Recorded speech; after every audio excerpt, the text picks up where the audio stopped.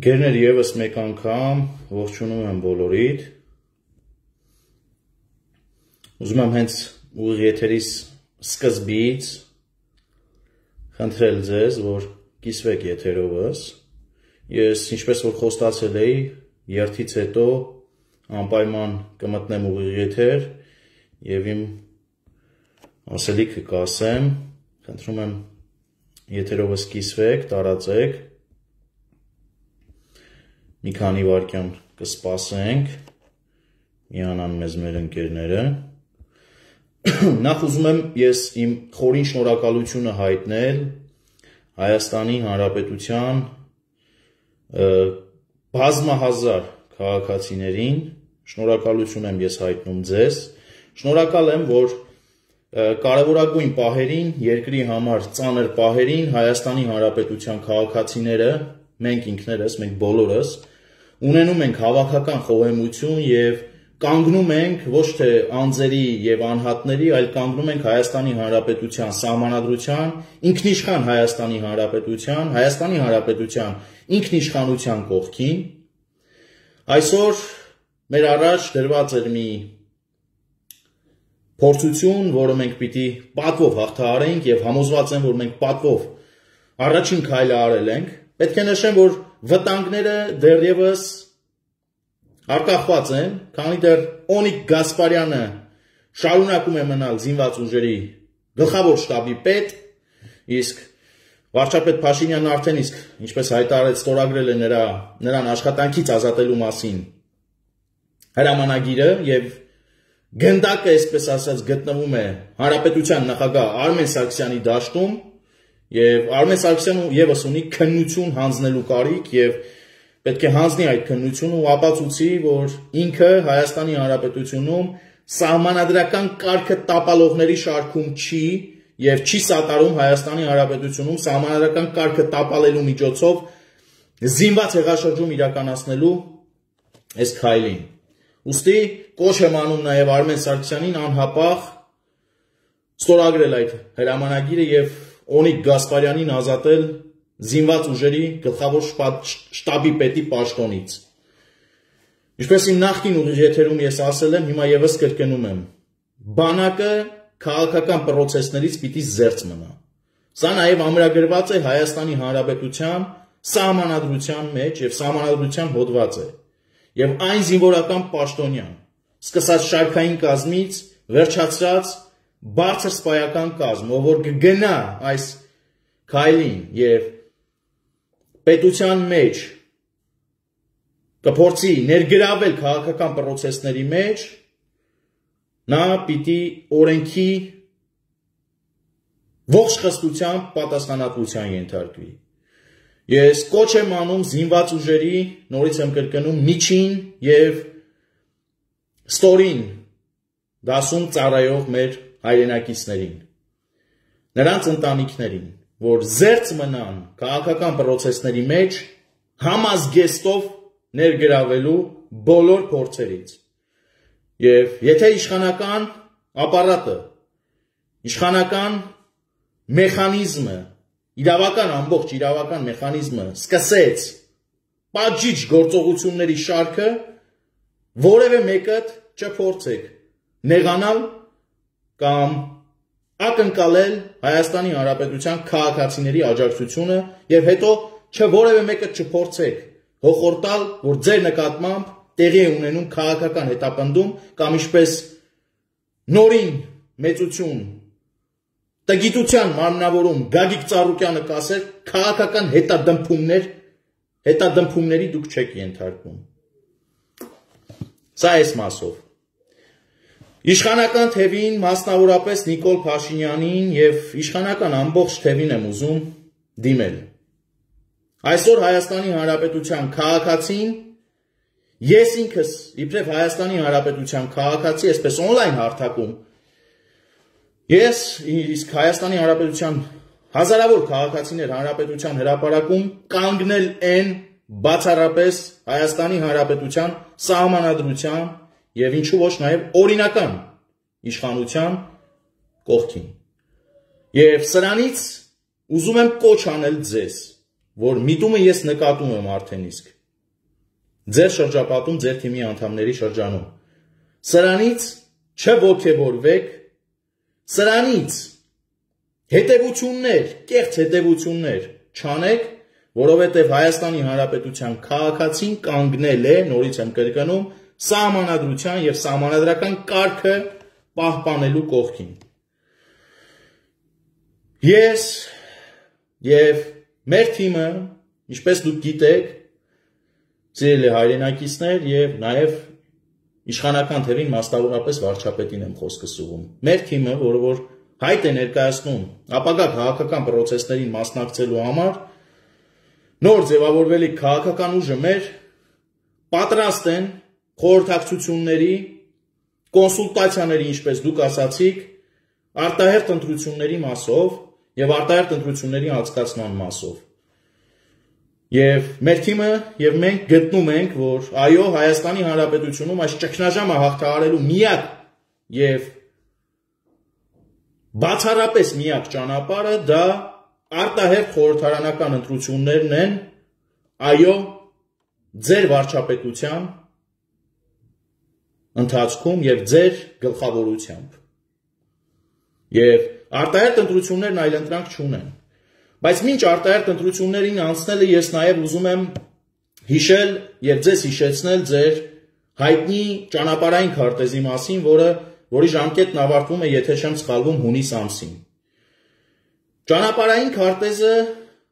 իր բոլոր կետերով համոզված եմ, որ պետք է կատարվի եւ դա բխում է բոլորի շահերից։ Բայց դրան պիտի գումարվի նաեւ, ինչպես դուք այսօր հրապարակում ասեցիք եւ ինչպես ես էի իմ բազմաթիվ արդեն 2.5 տարի շարունակ գրեթե բոլոր ուղիղ եթերներից ընթացքում եւ բոլոր մասնավոր զրույցների ընթացքում, ինչպես ես եմ ասել եւ դուք էլ այսօր հաստատեցիք, պիտի վերջ տրվի Թավիշին կամ ինչպես Հայաստանի Հանրապետության հազարավոր քաղաքացիներ էին այսօր Հանրապետության հրապարակում վանկարկում մահ Թավիշին։ Այս կոչը, այս հրամանը, որը որ ձեզ այսօր արձակեց Հանրապետության, Հայաստանի Հանրապետության քաղաքացին, պետք է անհապաղ իրականացվի։ Մասնավորապես մի առաջարկ ունեմ ազգային ժողովի պատգամավորներին։ Բոլորիս համար երևի թե 2018 թվականի հեղափոխությունից հետո ամենաաղմկահարույց գործի մասին եմ ուզում խոսել, իսկ այս շարքը կարող եմ անընդհատ թվարկել մեր մասնավոր քննարկումների եւ կոնսուլտացիաների ընթացքում ես այս օրինակները ձեզ կբերեմ նաեւ եւ պատրաստ եմ այո Թավիշի վերջը տալու գործում, պատրաստ եմ իմ ամբողջ հնարավորությունների սահմաններում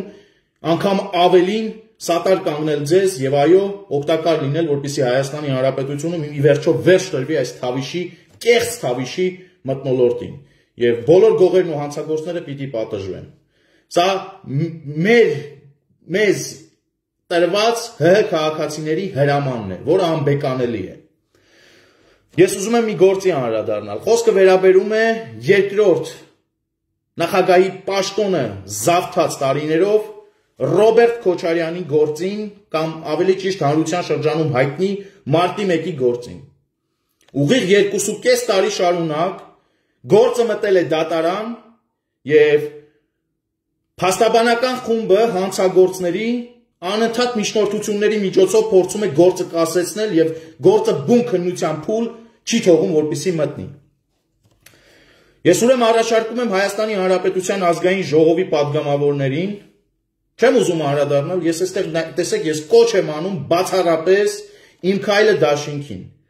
որովհետեւ Բարգավաճ Հայաստան խմբակցությունը, Լուսավոր Հայաստան խմբակցությունը այսօր ինձ համար այլևս դադարեցին գոյություն ունենալուց։ Նրանց տեսակետներն ու դիրքորոշումներն եմ ես տեսել, նրանք այսօր մասնակիցն էին սահմանադրական կարգը տապալելու փորձին։ Գենշտաբի կողմից նրանք այդ process-ի մասնակիցն էին, ուղղակի եւ անուղղակի։ Ուստի ես կոչ եմ անում իմ քայլը դաշինքի պատգամավորներին, որպեսզի օրենսդրական նախաձեռնություններով հանդես գան անհապաղ եւ ամեն ինչ անեն, որ փաստաբանական այս միջնորդությունների տերորի վերջը տրվի եւ ի վերջո մարտի 1-ի գործը մտնի դատավարական փուլ եւ այն մի քանի տասնյակ հատորանոց գործը վերջապես սկսեն քննել եւ Դրա արդյունքում համոզված եմ, որ հանրապետության երկրորդ նախագահի պաշտոնը զավթած հանցագործ Ռոբերտ Քոչարյանը եւ իր խմբավորումը պետք է հայտնվեն բանտում եւ այսպես Հայաստանի Հանրապետության քաղաքացուն ուղղակի ապագա արտահերթ ընտրությունների ժամանակ Ռոբերտ Քոչարյանի անունը ուղղակի կմաքրենք ընտրական ցուցակներից։ Ռոբերտ Քոչարյանի եւ նրա նմանների տեղը պիտի լինի բանտը։ Քրեական գործերը բազմաթիվ են, ես նորից եմ ասում։ Ես կարող եմ անընդհատ թվարկել, բայց դուք ինքներդ էլ ինձանից լավ գիտեք այդ գործերի տեղը։ Ես մի գործ առանձնացրեցի մարտի 1-ի գործը, որը պիտի մտնի դատական հստակ քննման փուլ եւ Ռոբերտ Քոչարյանն ու իր հանցավոր խունտան պետք է հայտնվեն բանտում։ Եվ ոչ թե հրապարակներում եւ քաղաքական պահանջներ ներկայացնեն, ինչու ոչ նաեւ այսպես ներգրավվածություն ունենան Հայաստանում հեղաշրջման բոլոր փորձերի հետ։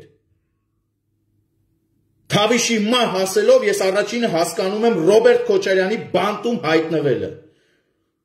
Մահ Թավիշին ասելով ես առաջին հերթին հասկանում եմ Սերժ Սարգսյանին անհապաղ կալանավորելը։ Մահ Թավիշին ասելով ես հասկանում եմ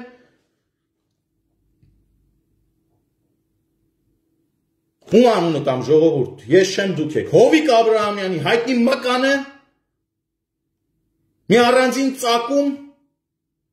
տեղ հատկացնելը։ Մահ Թավիշին ասելով ես հասկանում եմ վարչապետի դեմ վերջերս մահափորձի պատրաստություն տեսած Վարդան Այվազյանին ճաղերի ետևում տեսնելը։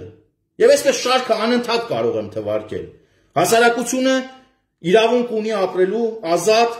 արդար, ամենակարևորը, ընդգծում եմ եւս մեկ անգամ, արդար Հայաստանում։ Ու դրա ուղղությամբ պիտի քայլեր արվեն, պիտի հստակ քայլեր արվեն եւ այն իրավապահ համակարգի ներկայացուցիչը, որը որ չի ենթարկվի այս հրամաններին, որը որ չի կատարի այս ամենը, այս մահ Թավիշին հայտնի հրամանը, որ այսօր արձակեց քաղաքացիների կողմից, ապա այդպիսի իրավապահ մարմնի աշխատակիցը եւս պետք է շատ հուշկու դիմադրության արժանանա հենց Հայաստանի Հանրապետության քաղաքացիների ու ժողովրդի կողմից։ Եթե տեսնում եք դուք, որ իրավապահ համակարգը ըմբոստացել է ձեր դեմ, կամ դատական համակարգը ըմբոստացել է ձեր դեմ, իսկ դատական համակարգը իրավամբ ըմբոստացել է ձեր եւ ամբողջ պետական ապարատի դեմ, մի ամբողջ ժողովրդի դեմ, ապա դուք պիտի դիմեք ժողովրդին եւ ժողովուրդը պետք է կայացնի այլևս նրանց դատավճիռը։ Պետք է չվախենալ այս լուծումներից, որովհետեւ վախենալը Թավիշ այսպես խաղացնելը բերեց ու հանգեցրեց մեզ այսօրվան։ Բերեց ու հանգեցրեց այսօրվան։ Պետք է այս ամենի վերջը տրվի։ Ու վերջը տալուց հետո եւ նաեւ ընթացքում այո պիտի գնանք ընտրությունների եւ Հայաստանի Հանրապետությունում այլևս պիտի իշխանությունը պատկանի ժողովրդին եւ ժողովուրդը պիտի ընտրի այն քաղաքական ուժին, որին որ համակրում է։ Կլինի դա Նիկոլ Փաշինյանը, Քավլիցի, ընտրությունը ժողովրդինն է։ Կլինի մեր քաղաքական ուժը, Քավլիցի, նորից ընտրությունը ժողովրդինն է։ Չի լինի մեր ուժը, նորից ժողովրդինն է ընտրությունը եւ պիտի մենք բոլորս ենթարկվենք ժողովրդի կամքին, ժողովրդի որոշմանն ու հրամանին։ Սա է իմ ասածը։ Այսօր միանշանակ դատապարտում եմ զինված ուժերի կողմից, զինված ուժերի գլխավոր շտաբի կողմից տարածված այս հայտարարությունը եւ այո իմ աջակցությունն եմ հայտնում այսօր օրվա իշխանություններին, իմ աջակցությունն եմ հայտնում հատկապես Հայաստանի Հանրապետության սահմանադրությանը եւ որևէ դեպքում թույլ չենք տալու, որպեսզի Հայաստանի Հանրապետությունում սահմանադրական կարգ տապալեն նախկին բորենիները, հանցագործները կամ օտարի գործակալական ցանցի սպասարկող կենթանիները։ Ես հատուկ եմ ուզում նշել սա, այո, օտարի գործակալական ցանցի սպասարկող խամաճիկային գործիչները, որովհետև այսօրվա հայտարարությունը ես նաև կապում եմ, շատ ուղիղ եմ կապում նաև երրորդ պետության կամ երկրորդ պետության հատուկ ծառայությունների հետ։ Եվ սա միայն ներհայաստանյան զարգացումներ չէր։ Այո, այսօր մենք կռիվ ենք տվել, այո, մենք շարունակում ենք կռիվ տալ Հայաստանի Հանրապետության ինքնիշխանության համար, Հայաստանի Հանրապետության անկախության համար եւ ուզում ենք եւ այսօր մենք աշխարհին ապացուցում ենք բոլորին անխտիր կեղծ բարեկամներից սկսած մինչև թշնամիներ ապացուցում ենք, որ Հայաստանի Հանրապետության տերը եւ Հայաստանի Հանրապետությունում որոշումներ կայացնողը բացառապես Հայաստանի Հանրապետության քաղաքացին է։ Եվ սա թող իրենց ականջներին օղ անեն բոլորը։ Բոլորը։ Նորից եմ ուզում շնորհակալություն հայտնել բոլորին, եթե իմ մտքերի հետ դուք համաձայն եք, ժողովուրդ ջան, կարող եք ուղիղ եթերովս կիսվել, ուշադիր հետևում եմ քաղաքական բոլոր իրադարձությունների զարգացումներին, նորից եմ կրկնում, արդեն իսկ ունեմ ձեռք բերված պայմանավորվածություններ, որ պետք է սկսեն կոնսուլտացիաներ, ես ինքս մասնակցելու եմ այդ քննարկումներին, լինի դա Հայաստանի Հանրապետությունից դուրս, լինի Հայաստանի Հանրապետության ներսում, եւ այդ քննարկումների արդյունքում մենք պետք է հանգենք այն մտքին, որ այո Հայաստանի Հանրապետությունում արտահերթ ընտրությունները այլընտրանք չունեն։ Առնվազն խորհրդարանը իր այս դիմագծով, այս տեսքով ինձ համար իբրև Հայաստանի Հանրապետության շարքային քաղաքացի ընդունելի չէ։ Օլիգարխ Գագիկ Ծառուկյանը ազգային ժողովում տեղ ու անելիք չունի իր խմբակցության հետ միասին։ Եվ դա համոզված եմ, դուք ինքներդ նաև ազատ արդար ընտրությունների միջոցով կհաստատեք։ Լուսավոր Հայաստանը իր այսօրվա դիրքորոշման արդյունքում պետք է ապագա խորհրդարանում տեղ չունենա, որովհետև նորից եմ կրկնում, երկրում սահմանադրական կարգը տապալելու նպաստող հակապետական ուժերը պիտի մերժվեն Հայաստանի Հանրապետության քաղաքացիների կողմից։ Իշխանությունը թող չմեծամտանա եւ ապագայի հետ կապված գործուն քայլեր իրականացնի։ Քանի դեռ Հայաստանի Հանրապետության քաղաքացու հուշկու մահակը իրենց գլխի վրա չի աշխատել։ Սա փոխաբերական իմաստով իհարկե։ Շնորհակալ եմ շատ, ուշի ուշով հետևեք իրադարձությունների զարգացմանը եւ հարկ եղած դեպքում այո պիտի կանգնենք պետականության կողքին, պիտի կանգնենք պետության եւ սահմանադրության կողքին ու որևէ մեկին թույլ չտանք, որ ոտնձգություն իրականացնեն մեր երկրի ու մեր ինքնիշխանության նկատմամբ։ Կիսվեք ուղիղ եթերովս, եթե համաձայն եք ինձ հետ։ Շնորհակալ եմ շատ։